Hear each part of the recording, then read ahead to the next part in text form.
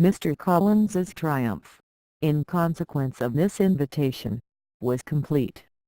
The power of displaying the grandeur of his patroness to his wondering visitors, and of letting them see her civility towards himself and his wife, was exactly what he had wished for, and that an opportunity of doing it should be given so soon, was such an instance of Lady Catherine's condescension, as he knew not how to admire enough. "I confess," said he, "that I should not have been at all surprised by her ladyship's asking us on Sunday to drink tea and spend the evening at Rosings. I rather expected, from my knowledge of her affability, that it would happen. But who could have foreseen such an attention as this? Who could have imagined that we should receive an invitation to dine there, an invitation, moreover, including the whole party so immediately after your arrival?" "I am the less surprised at what has happened," replied Sir William, "from that knowledge of what the manners of the great really are, which my situation in life has allowed me to acquire. About the court, such instances of elegant breeding are not uncommon. Scarcely anything was talked of the whole day or next morning but their visit to Rosings. Mr. Collins was carefully instructing them in what they were to expect, that the sight of such rooms, so many servants, and so splendid a dinner, might not wholly overpower them. When the ladies were separating for the toilette, he said to Elizabeth, "Do not make yourself uneasy, my dear cousin, about your apparel. Lady Catherine is far from requiring that elegance of dress in us which becomes herself and her daughter. I would advise you merely to put on whatever of your clothes is superior to the rest. There is no occasion for anything more. Lady Catherine will not think the worse of you for being simply dressed. She likes to have the distinction of rank preserved." While they were dressing, he came 2 or 3 times to their different doors, to recommend their being quick, as Lady Catherine very much objected to be kept waiting for her dinner. Such formidable accounts of her ladyship, and her manner of living, quite frightened Maria Lucas, who had been little used to company, and she looked forward to her introduction at Rosings with as much apprehension as her father had done to his presentation at St. James's. As the weather was fine, they had a pleasant walk of about half a mile across the park. Every park has its beauty and its prospects, and Elizabeth saw much to be pleased with, though she could not be in such raptures as Mr. Collins expected the scene to inspire, and was but slightly affected by his enumeration of the windows in front of the house, and his relation of what the glazing altogether had originally cost Sir Louis de Bourgh. When they ascended the steps to the hall, Maria's alarm was every moment increasing, and even Sir William did not look perfectly calm. Elizabeth's courage did not fail her. She had heard nothing of Lady Catherine that spoke her awful from any extraordinary talents or miraculous virtue, and the mere stateliness of money or rank she thought she could witness without trepidation. From the entrance hall, of which Mr. Collins pointed out, with a rapturous air, the fine proportion and the finished ornaments, they followed the servants through an antechamber, to the room where Lady Catherine, her daughter, and Mrs. Jenkinson were sitting. Her ladyship, with great condescension, arose to receive them, and as Mrs. Collins had settled it with her husband that the office of introduction should be hers, it was performed in the proper manner, without any of those apologies and thanks which he would have thought necessary. In spite of having been at St. James's, Sir William was so completely awed by the grandeur surrounding him, that he had but just courage enough to make a very low bow, and take his seat without saying a word, and his daughter, frightened almost out of her senses, sat on the edge of her chair, not knowing which way to look. Elizabeth found herself quite equal to the scene, and could observe the three ladies before her composedly. Lady Catherine was a tall, large woman, with strongly marked features, which might once have been handsome. Her air was not conciliating, nor was her manner of receiving them such as to make her visitors forget their inferior rank. She was not rendered formidable by silence, but whatever she said was spoken in so authoritative a tone, as marked her self-importance, and brought Mr. Wickham immediately to Elizabeth's mind, and from the observation of the day altogether, she believed Lady Catherine to be exactly what he represented. When, after examining the mother, in whose countenance and deportment she soon found some resemblance of Mr. Darcy, she turned her eyes on the daughter, she could almost have joined in Maria's astonishment at her being so thin and so small. There was neither in figure nor face any likeness between the ladies. Miss de Bourgh was pale and sickly. Her features, though not plain, were insignificant, and she spoke very little, except in a low voice, to Mrs. Jenkinson, in whose appearance there was nothing remarkable, and who was entirely engaged in listening to what she said, and placing the screen in the proper direction before her eyes. After sitting a few minutes, they were all sent to one of the windows to admire the view, Mr. Collins attending them to point out its beauties, and Lady Catherine kindly informing them that it was much better worth looking at in the summer.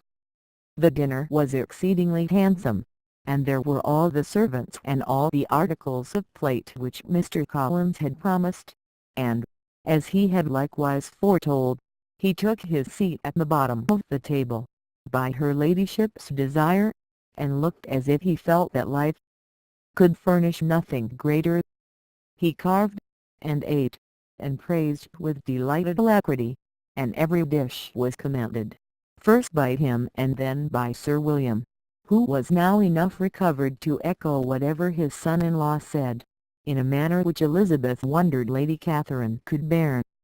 But Lady Catherine seemed gratified by their excessive admiration, and gave most gracious smiles, especially when any dish on the table proved a novelty to them. The party did not supply much conversation. Elizabeth was ready to speak whenever there was an opening, but she was seated between Charlotte and Miss de Bourgh, the former of whom was engaged in listening to Lady Catherine, and the latter said not a word to her all dinner time. Mrs. Jenkinson was chiefly employed in watching how little Miss de Bourgh ate, pressing her to try some other dish, and fearing she was indisposed. Maria thought speaking out of the question, and the gentlemen did nothing but eat and admire. When the ladies returned to the drawing-room, there was little to be done but to hear Lady Catherine talk, which she did without any intermission till coffee came in, delivering her opinion on every subject in so decisive a manner, as proved that she was not used to have her judgment controverted. She inquired into Charlotte's domestic concerns familiarly and minutely, gave her a great deal of advice as to the management of them all, told her how everything ought to be regulated in so small a family as hers, and instructed her as to the care of her cows and her poultry. Elizabeth found that nothing was beneath this great lady's attention, which could furnish her with an occasion of dictating to others. In the intervals of her discourse with Mrs. Collins, she addressed a variety of questions to Maria and Elizabeth, but especially to the latter, of whose connections she knew the least, and who she observed to Mrs. Collins was a very genteel, pretty kind of girl. She asked her, at different times, how many sisters she had, whether they were older or younger than herself, whether any of them were likely to be married, whether they were handsome, where they had been educated, what carriage her father kept, and what had been her mother's maiden name. Elizabeth felt all the impertinence of her questions but answered them very composedly. Lady Catherine then observed, Your father's estate is entailed on Mr. Collins, I think. For your sake."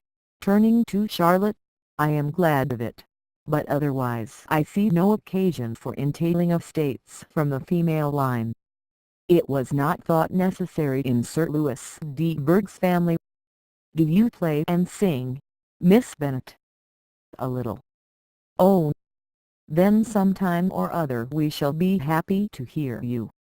Our instrument is a capital one, probably superior to you. Shall try it some day." "Do your sisters play and sing?" "One of them does."